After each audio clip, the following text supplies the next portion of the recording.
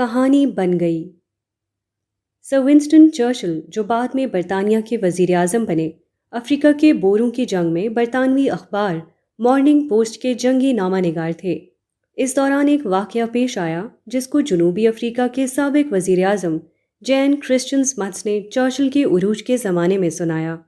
وہ چرچل کی موجودگی میں وائٹ ہاؤس کے ڈنر کے موقع پر تقریر کر رہے تھے۔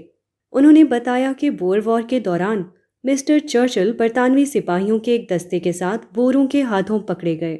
بوروں نے سپاہی اور اخباری نامہ نگار میں کوئی تمیز نہیں کی۔ انہوں نے سب کو ایک ساتھ جیل میں ڈال دیا۔ مسٹر چرچل نے جیل سے اس واقعے کی رپورٹ مجھے بھیجی اور اپنی فوری رہائی پر زور دیا، کیونکہ بین الاقوامی رواج کے مطابق اخباری رپورٹرز کو قید نہیں کیا جا سکتا۔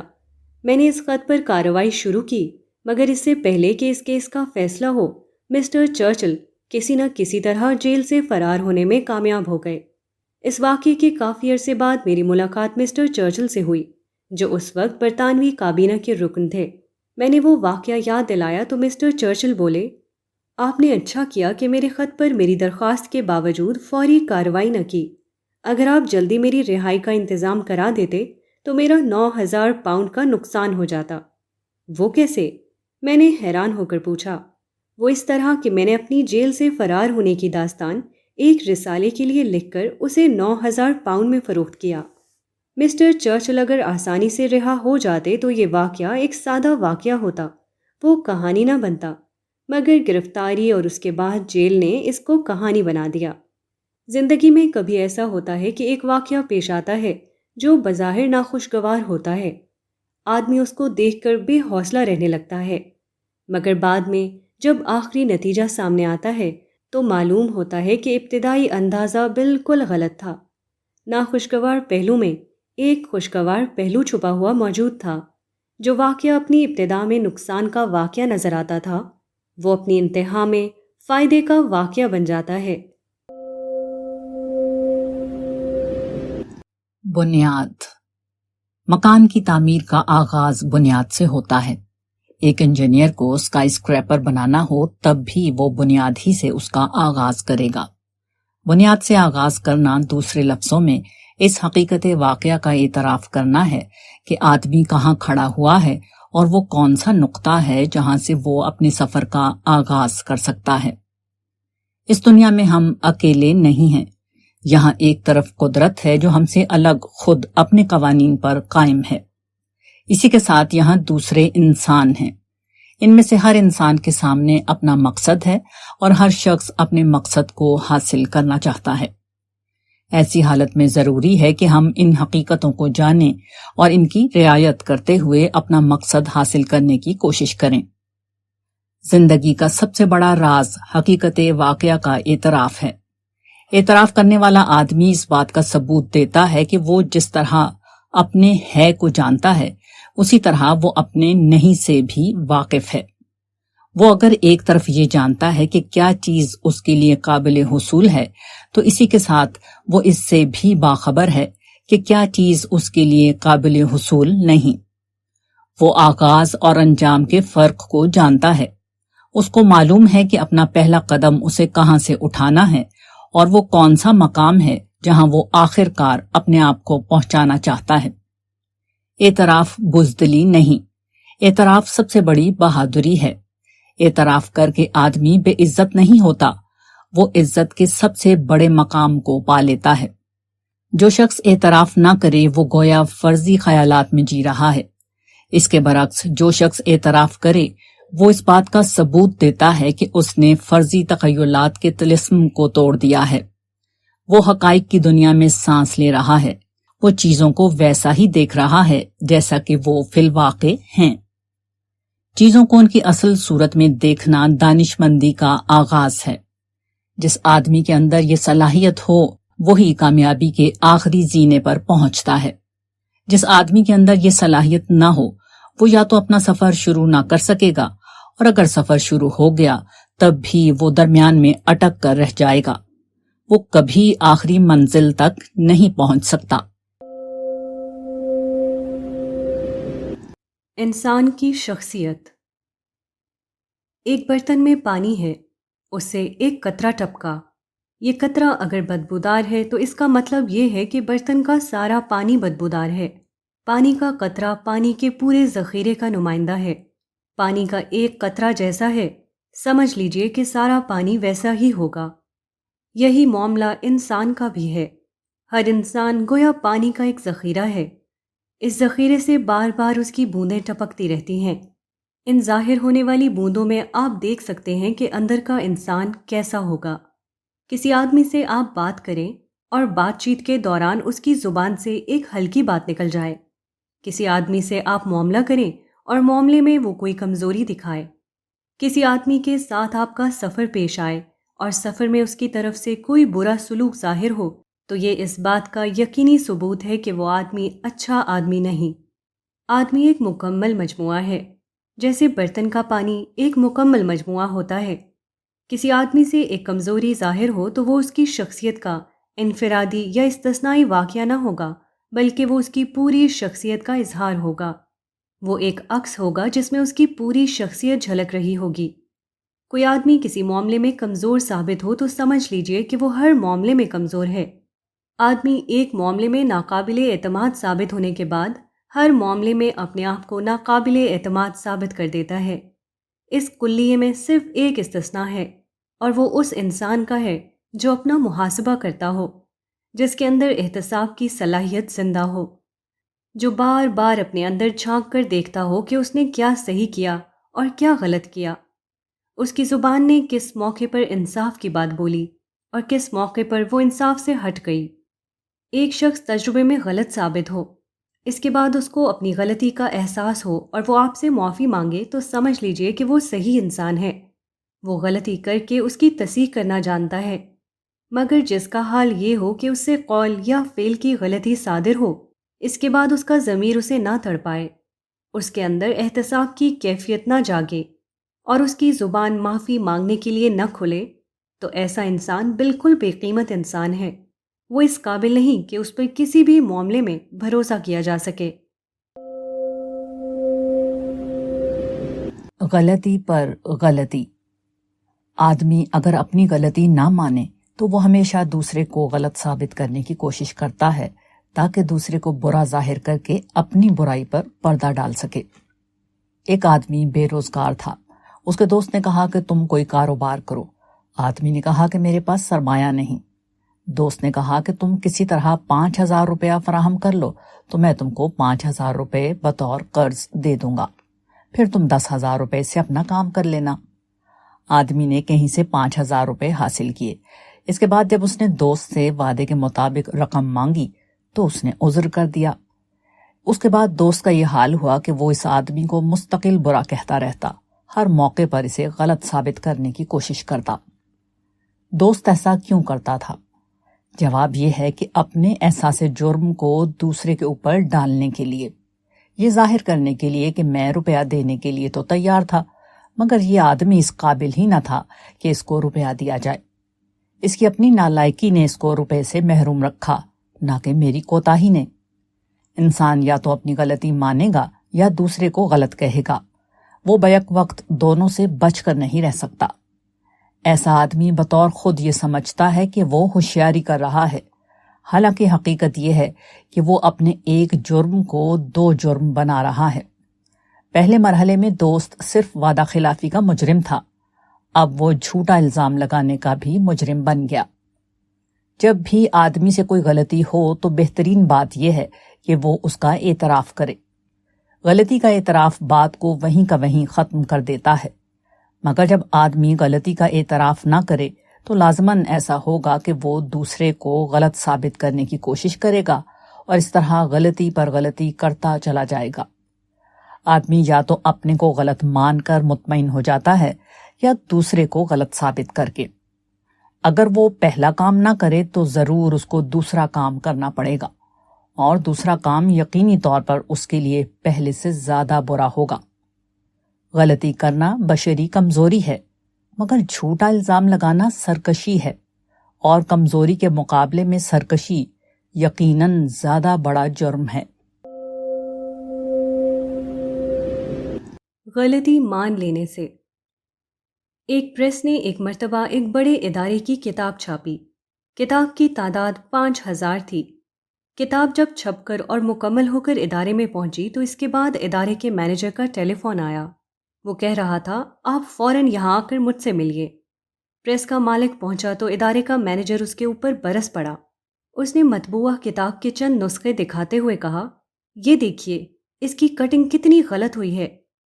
پریس کے مالک نے دیکھا تو واقعی کٹنگ ترچھی ہو گئی تھی، جس کی وجہ سے ایک طرف کا کونا زیادہ نکلا ہوا تھا۔ پریس کے مالک نے دیکھا اور خاموش رہا۔ دوسری طرف ادارے کا مینیجر مسلسل بگڑے چلا جا رہا تھا۔ آخر جب وہ اپنے تمام الفاظ ختم کر چکا تو پریس کے مالک نے سنجیدگی کے ساتھ کہا، آپ کیوں اس قدر پریشان ہیں؟ نقصان تو ہمارا ہوا ہے، ہم کو پریشان ہونا چاہیے۔ کیا مطلب؟ آپ کا نقصان کیسا؟ ظاہر ہے کہ اس حالت میں آپ کو کتاب نہیں دے سکتا۔ اس کو تو میں واپس لے جاؤں گا اور دوبارہ آپ کو دوسری کتاب چھاپ کر دوں گا۔ کہ میری ذمہ داری ہے، خواہ مجھے کتنا ہی نقصان ہو، مگر مجھے آپ کو صحیح کام دینا ہے۔ پریس کے مالک کی زبان سے ان الفاظ کا نکلنا تھا کہ ادارے کے مینیجر کا لہجہ یکایک بدل گیا۔ وہی شخص جو پہلے بگڑے ہوئے انداز میں بول رہا تھا، اب اس کا رویہ ہمدردانہ ہو گیا، کیونکہ پریس والے نے اپنی غلطی تسلیم کر لی تھی۔ ادارے کے مینیجر کو عام رواج کے مطابق اس کی امید نہیں تھی، مگر جب اس نے دیکھا کہ وہ نہ صرف اپنی غلطی مان رہا ہے بلکہ اس کی پوری تلافی کرنے کے لیے تیار ہے تو اس کا متاثر ہونا بالکل فطری تھا۔ نہیں، آپ اتنا نقصان کیوں برداشت کریں؟ اس نے اپنا انداز بدلتے ہوئے کہا۔ جب پریس کے مالک نے دیکھا کہ مینیجر کا دل نرم پڑ چکا ہے تو اس نے مینیجر سے کہا، ایک شکل سمجھ میں آتی ہے، آپ مجھے چند کتابیں دے دیجئے، میں کوشش کرتا ہوں، اگر کامیابی ہو گئی تو دوبارہ چھپوانے کی ضرورت نہیں ہوگی۔ مینیجر نے کہا، بڑے شوق سے، آپ ضرور کوشش کیجئے۔ اس کے بعد پریس کا مالک کتاب کے 10 نسخے لے کر واپس آ گیا۔ اس نے اچھی مشین میں احتیاط سے کٹوا کر کتاب کے چاروں کونے دوبارہ صحیح کرائے۔ اب پریس کا مالک اس کو لے کر ادارے کے مینیجر کے پاس گیا۔ مینیجر اس کو دیکھ کر خوش ہو گیا۔ اس نے کہا، بالکل ٹھیک ہے، اسی طرح آپ سب کتابیں درست کرا دیجئے۔ گاہک کی نظر میں جو غلطی 1 انچ کی ہوتی ہے، اس کو میں 1 فٹ کے برابر ماننے کے لیے تیار رہتا ہوں۔ پریس کے مالک نے کہا، یہ در حقیقت کسی کاروبار میں کامیابی کے لیے بے حد اہم ہے۔ گاہک کو مطمئن کر کے آپ گاہک کو ہر چیز پر راضی کر سکتے ہیں۔ بلکہ میرا تو حال یہ ہے، پریس کے مالک نے مزید کہا، کہ اگر میرے کام میں غلطی ہو گئی ہے اور وہ میری نظر میں آ جاتی ہے تو میں خود ہی گاہک کو بتا دیتا ہوں کہ مجھ سے فلاں غلطی ہو گئی ہے، اب تلافی کی جو شکل بتاؤ، میں اس کے لیے تیار ہوں۔ اس کا نتیجہ یہ ہوتا ہے کہ گاہک کو ہمدردی ہو جاتی ہے اور بغیر کسی ناخوشگواری کے معاملہ ختم ہو جاتا ہے۔ سبب اپنے اندر۔ نئی دہلی میں پارلیمنٹ کے سینٹرل ہال میں یہ قصہ سنایا گیا کہ صدر جمہوریہ ہند مسٹر گیانی زیل سنگھ اپنے آپریشن کے لیے امریکہ گئے۔ وہاں وہ ٹیکساس کے ہاسپٹل میں تھے جس میں ان کے پیش رو سنجیو ریڈی بھی زیر علاج رہ چکے تھے۔ جب وہ آپریشن تھیٹر میں لے جائے گئے تو چیف سرجن نے موصوف سے پوچھا، آر یو ریڈی؟ کیا آپ تیار ہیں؟ گیانی زیل سنگھ نے اس کے جواب میں کہا، no I am not ready, I am Zail Singh. میں ریڈی نہیں ہوں، میں زیل سنگھ ہوں۔ ہندوستان ٹائمز، 4 دسمبر 1982۔ عین ممکن ہے کہ یہ کوئی واقعہ نہ ہو بلکہ محض ایک لطیفہ ہو، مگر سوال یہ ہے کہ کسی شخص کو ایسا لطیفہ بنانے کی جرت کیسے ہوئی؟ اس کی وجہ صرف یہ ہے کہ گیانی زیل سنگھ کے بارے میں یہ مشہور ہے کہ وہ انگریزی زبان کم جانتے ہیں۔ ٹیکساس کی آپریشن ٹیبل پر اگر رادھا کرشن یا جواہر لال نہرو ہوتے تو کسی لطیفہ گو کو ایسا لطیفہ گھڑنے کی جرت نہ ہوتی۔ باہر کی دنیا آپ کو اتنا ہی جانتی ہے جتنا آپ نے اس کو بتایا ہے، اور آپ کی جو تصویر اس کے ذہن میں ہے اسی کے مطابق وہ آپ کے ساتھ سلوک کرتی ہے۔ اگر دوسروں سے آپ کو برے سلوک کا تجربہ ہو تو دوسروں کو برا سمجھنے کے بجائے خود اپنے اندر اس کے اسباب تلاش کیجیے، کیونکہ اپنی کمی کو دور کر کے آپ زیادہ بہتر طور پر دوسروں کے برے سلوک سے بچ سکتے ہیں۔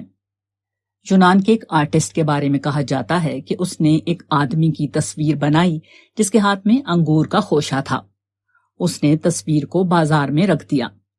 اس کے دوست نے اس کے بعد اسے مبارکباد دیتے ہوئے کہا کہ تم نے انگور کی تصویر اتنی کامیاب بنائی ہے کہ چڑیاں اس کو واقعی سمجھ کر اس پر چونچ مارتی ہیں۔ آرٹسٹ نے کہا، آدمی کی تصویر بنانے میں مجھ سے غلطی ہو گئی، ورنہ چڑیاں اس قسم کی جرت ہی نہ کرتیں۔ اب آرٹسٹ نے دوسری تصویر بنائی۔ اس تصویر میں بھی ایک آدمی انگور کا خوشہ لیے ہوئے تھا۔ انگور کا خوشہ دوبارہ اس قدر مطابق فطرت تھا کہ چڑیاں اس کو دیکھ کر اس کے پاس آتیں، مگر اب انہیں چونچ مارنے کی ہمت نہ ہوتی تھی، کیونکہ جو آدمی انگور کا خوشہ لیے ہوئے تھا اس کی آنکھیں اس قدر غضبناک تھیں کہ ان کو دیکھتے ہی چڑیاں واپس لوٹ جاتیں۔ اعتراف نہیں۔ نئی دہلی کے ایک خاندان کو ٹیلی گرام ملا۔ اس کا مضمون یہ تھا، نانی ایکسپائرڈ، یعنی نانی کا انتقال ہو گیا ہے۔ یہ ٹیلی گرام پڑھ کر گھر کے سب لوگ پریشان ہو گئے۔ پورا خاندان فوری طور پر اس مقام کے لیے روانہ ہو گیا جہاں مذکورہ نانی رہتی تھی اور جہاں سے ٹیلی گرام موصول ہوا تھا۔ یہ لوگ جب گھبرائے ہوئے اور کافی پیسہ خرچ کر کے مذکورہ مقام پر پہنچے تو وہاں نانی صاحبہ زندہ سلامت موجود تھیں۔ معلوم ہوا کہ ٹیلی گرام کا اصل مضمون یہ تھا کہ نانی پہنچ گئیں، نانی ریچڈ، مگر وہ موصول کرنے والے کلرک کی غلطی سے نانی انتقال کر گئیں، نانی ایکسپائرڈ بن گیا۔ ٹیلی گراف آفس کو اس افسوسناک غلطی کی طرف توجہ دلائی گئی، مگر اس کا جو نتیجہ ہوا وہ اخبار کے الفاظ میں یہ تھا، The P&T department has not yet accepted the charge of inefficiency. Regrets only the inconvenience, if any. محکمہ ڈاک اتار نے اپنی غفلت تسلیم نہیں کی۔ اس نے صرف یہ کہا کہ اگر اس کی وجہ سے کوئی زحمت ہوئی ہو تو اس کو اس کا افسوس ہے۔ اوپر کی مثال صرف محکمہ تار کی مثال نہیں، یہی موجودہ زمانے میں تمام لوگوں کا حال ہے۔ میں نے غلطی کی، صرف 4 الفاظ کا ایک جملہ ہے، مگر 4 الفاظ کا یہ جملہ ادا کرنے والے 4 انسان بھی مشکل سے آج کی دنیا میں ملیں گے۔ لوگوں کی ڈکشنری میں صرف یہ الفاظ ہیں کہ تم غلطی پر ہو۔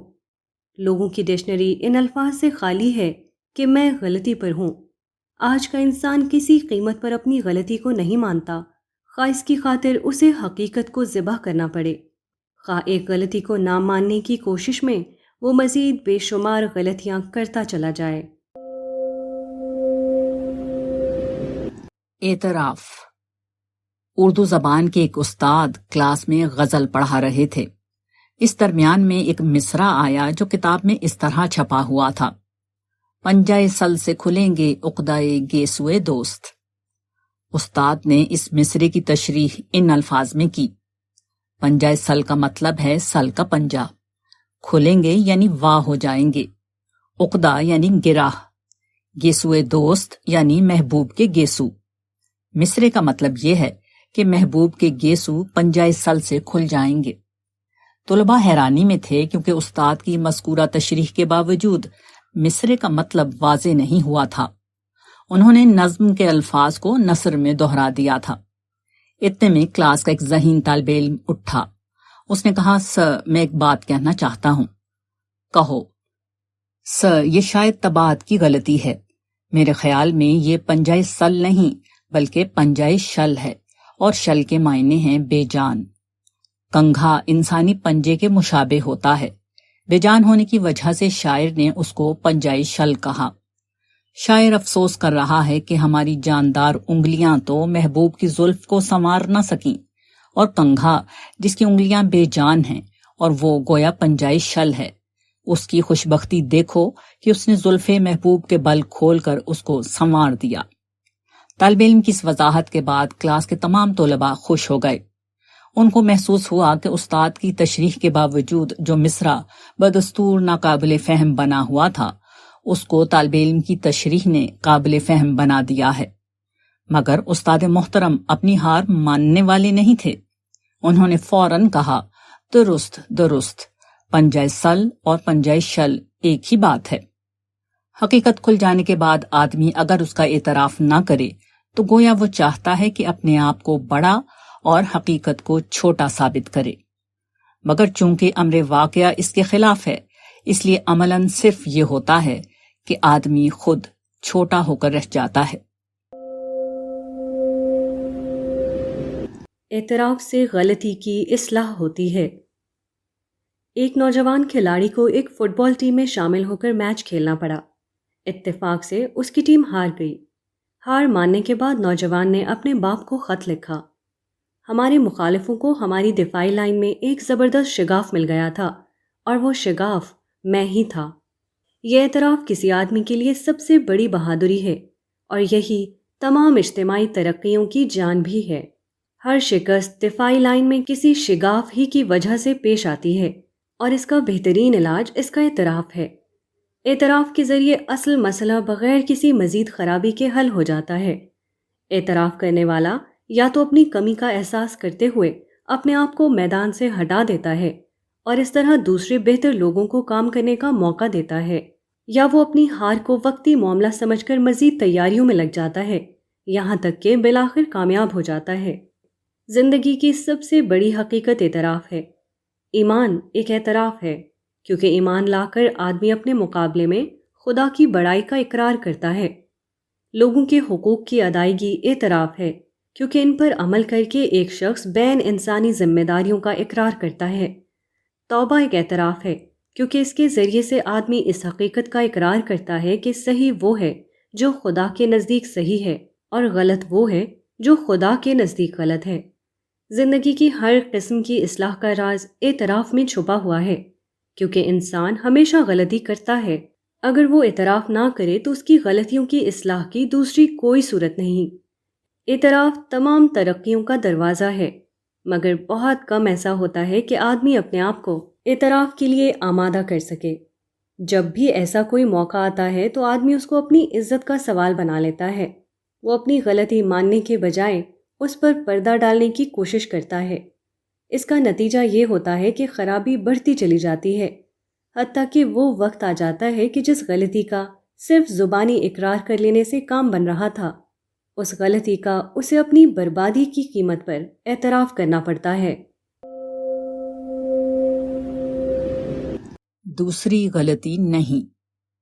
ایک شخص سرکاری ملازم تھا، شہر میں اس کے پاس ذاتی مکان تھا، زندگی آرام سے گزر رہی تھی۔ اس کے بعد اس کو اپنی لڑکی کی شادی کرنی پڑی۔ شادی میں اس نے اپنے محکمے سے ایک بڑا قرض لے لیا۔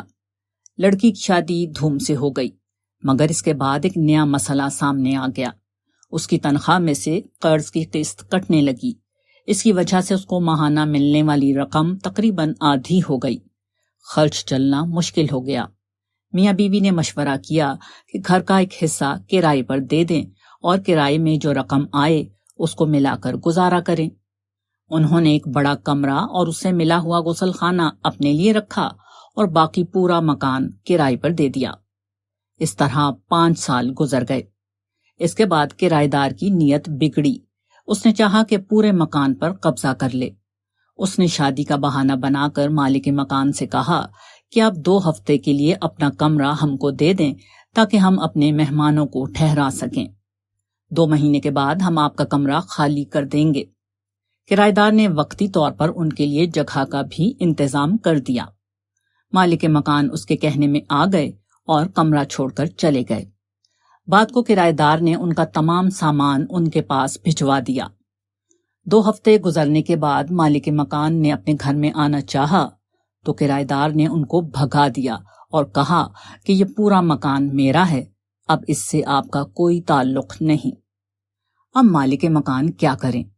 ان کے کچھ دوستوں نے مشورہ دیا کہ اگر تم مکان خالی کرانے کے لیے مقدمہ کرو تو اس کے فیصلے میں 10 سال لگ جائیں گے۔ تم ایسا کرو کہ کچھ آدمی جمع کرو اور مکان میں گھس کر زبردستی کرایہ دار کو نکال دو اور اس پر قبضہ کر لو۔ مالک مکان نے ایسا ہی کیا، مگر کرایہ دار بھی ہوشیار تھا۔ جب مالک مکان نے حملہ کیا تو اس نے فوراً پولیس کو رپورٹ کر دی۔ پولیس موقع پر پہنچ گئی اور مالک مکان پر فوجداری مقدمہ قائم ہو گیا۔ مقدمہ تقریباً 10 سال تک چلتا رہا اور ایک کے بعد ایک کئی مقدمے بنتے چلے گئے۔